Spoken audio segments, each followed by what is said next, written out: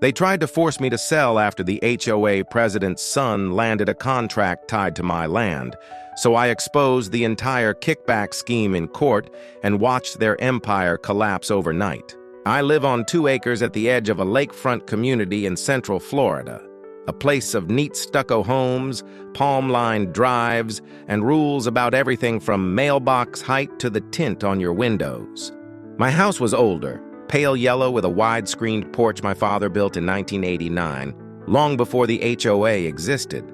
Most mornings I drank coffee watching the herons glide over the water, peaceful until late spring, when the construction started next door.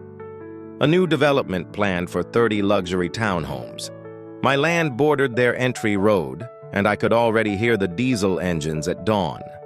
The first letter came that same week, an HOA violation notice claiming my porch trim was non-compliant beige. 2 days later, another for unapproved exterior lighting, then one about unauthorized vegetation. I laughed at first, but by the 4th notice I realized it wasn't random. My building permit for a dock extension, previously approved, suddenly required further review. The HOA president, Richard, called me personally. "You know, if you're tired of all this hassle, the developer is offering generous buyouts," he said with that oily tone of someone who already assumes victory. Then came the proof. A contractor I'd worked with for years dropped off an estimate and quietly handed me something else. A photocopy of a check made out to Brightline Consulting LLC. The payee? Richard's son. The memo line read, "Expedite Services." The date matched the day my first violation was issued. My stomach dropped.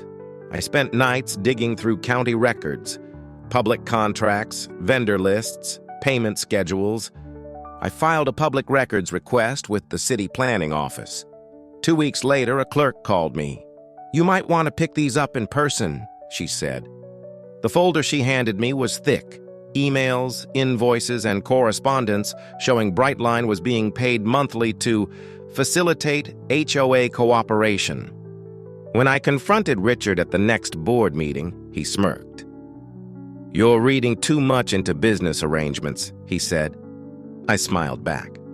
"We'll let the court decide that." I filed a civil complaint under Florida Statute 61V0834 for unlawful personal benefit from nonprofit assets. The county judge didn't hesitate. He flipped through the documents, raised an eyebrow, and said, "This is classic pay-to-play." By the end of the week, the developer's permits were suspended pending investigation. Richard resigned. His son's company was fined $180,000 for fraudulent procurement. The HOA dissolved when half the homeowners withdrew membership. Now my porch overlooks calm water again. No diesel engines, no letters, no threats, just quiet satisfaction. I consider revenge taken.